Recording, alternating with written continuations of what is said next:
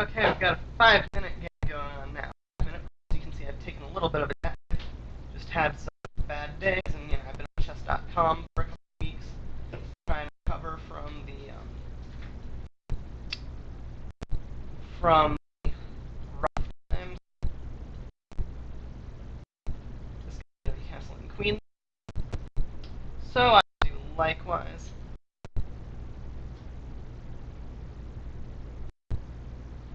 Okay, so I think I'll do that first. If he pushes here, he'll be creating a pawn, and I was thinking maybe I could take out his dark square bishop with bishop f4, but that's not really relevant at this point. So I guess we can move here quickly. Don't care if he takes off my light square bishop, since I don't have anything good to do with it anyway.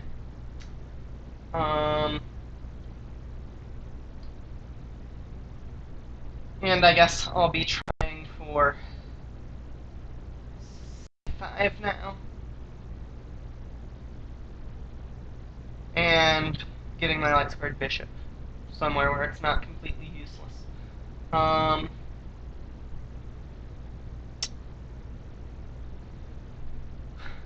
So he might be trying for f5. He can't really do that right now, though.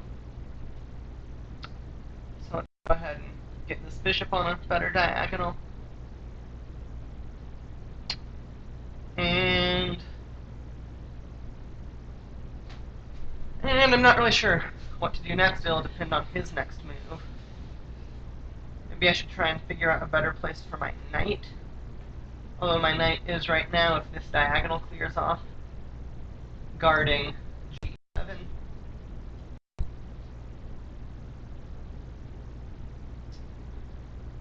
So now this pawn is under fire, his f4 pawn, so he'll probably want to do something about that.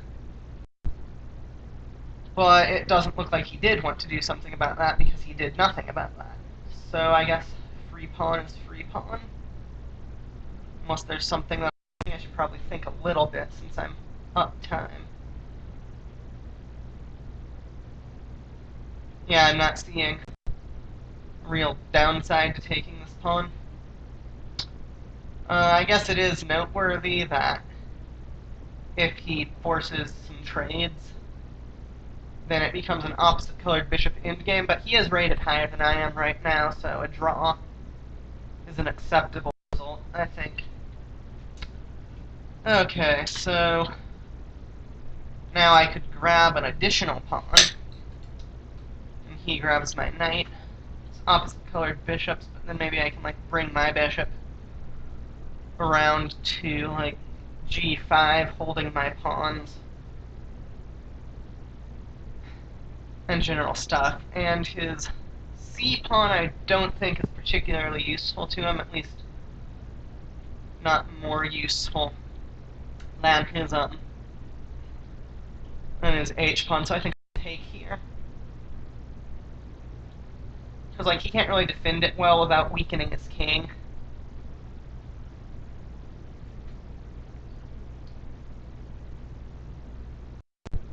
Okay, so now his king is somewhat weakened. I could force his rook off the file. Bring my bishop back. I could play queen a5, maybe.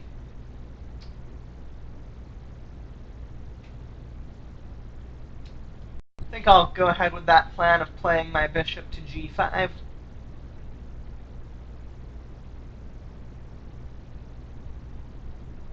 And that way I don't have to take damage to my pawn structure if my knight is taken.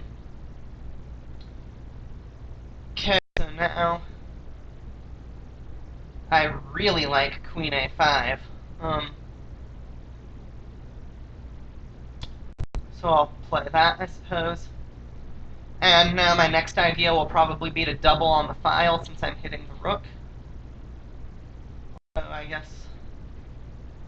Okay, so he doesn't want to do anything to counter that, so now he might bring his bishop back right away. I'm fine with that. Just do that.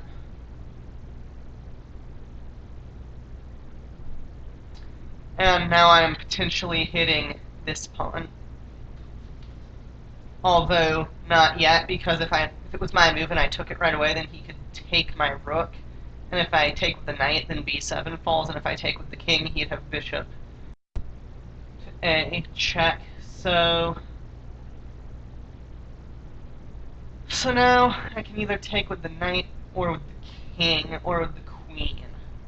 I think with the queen is probably the option that makes the most sense. Okay, so now if I play up here,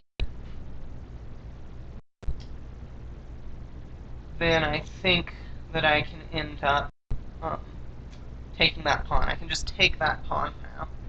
I'm pretty sure, or maybe it would be safer to, no, it wouldn't be safer to take on the c file, because that runs into bishop d6 problems, so I guess I'll take here, since I'm not seeing any immediate reason not to.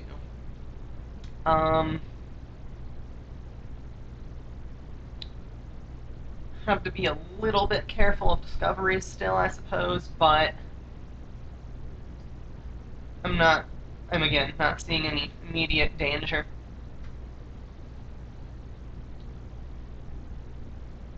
And now maybe I can have ideas of, well, not letting him break through and mate me, but I don't know, maybe I can just trade rooks now. And then, because my queen covers the b pawn. And I might have ideas of, like, if he allows the rook trade, like, if he takes, then I might have ideas of, like, queen h1. Okay, so now I'm threatening queen h1. Let's see, so I could trade queens here, that's possibly good for me. Yeah, let's offer up that queen trade. See what he wants.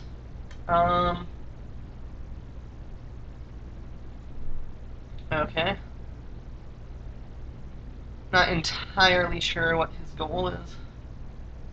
Here, I think that now, though, I want to try maybe something along the lines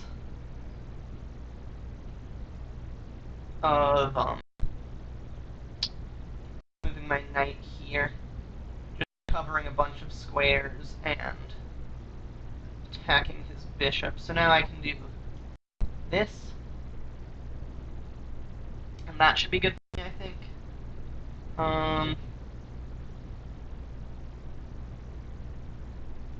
Okay, don't want to lose on time, so better keep an eye on that. Let's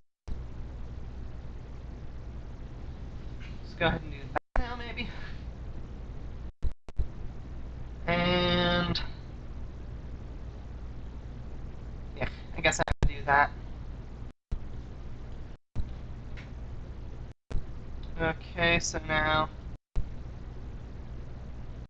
let's just try and get some trades back,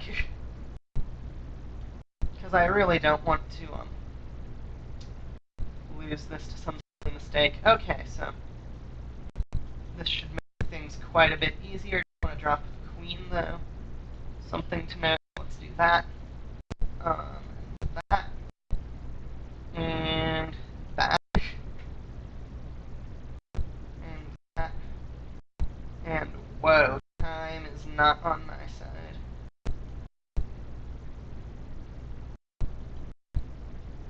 Okay, so let's do that.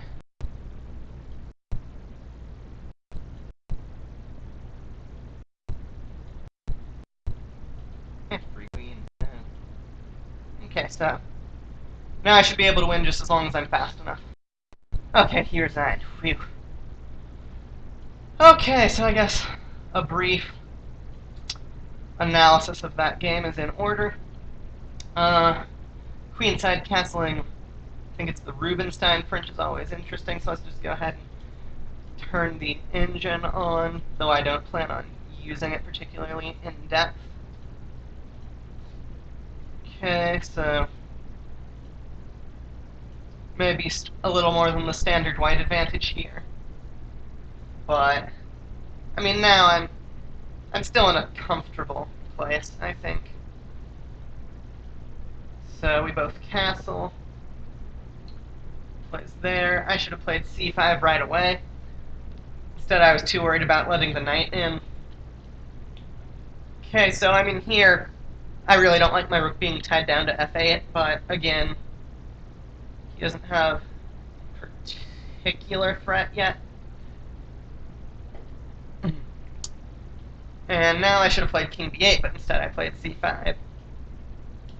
And it looks like that was a bit of an error, and oh, we're playing a bunch of inaccuracies now, but now looks like it's really close to equal. He has the bishop pair and more control of the files, but I am up a pawn.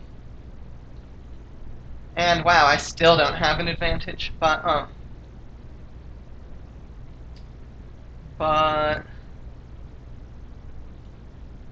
now I have a slight advantage. Nope, nope. It's like a 1% of a pawn, so not really worth looking at there, I suppose. And here I should have just played knight g4 right away, getting that bishop pair back, but I missed it.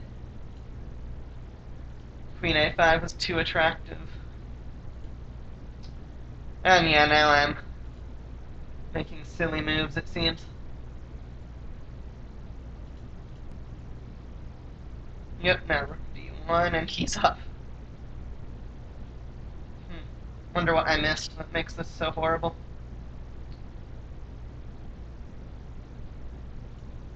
Okay, so I play here, and he plays b5, okay.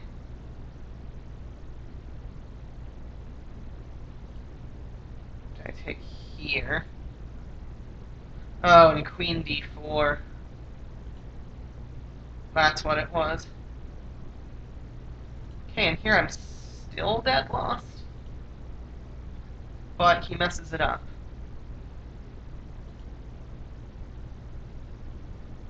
So, rook takes d8, king takes d8, queen d4 check. Ah, right, I missed. See, I missed the queen d4. But now I'm back to having an equal game to slight advantage. Here I should have played bishop f6, I guess that makes sense.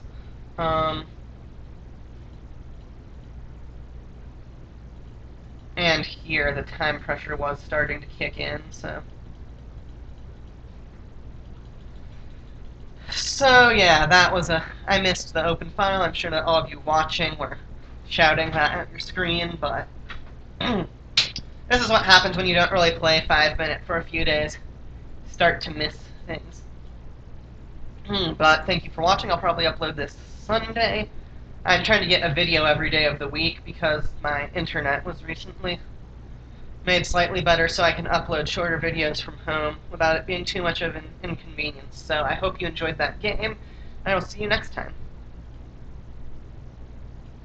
And that was the engine stop button, not the recording stop button. I'll see you next time.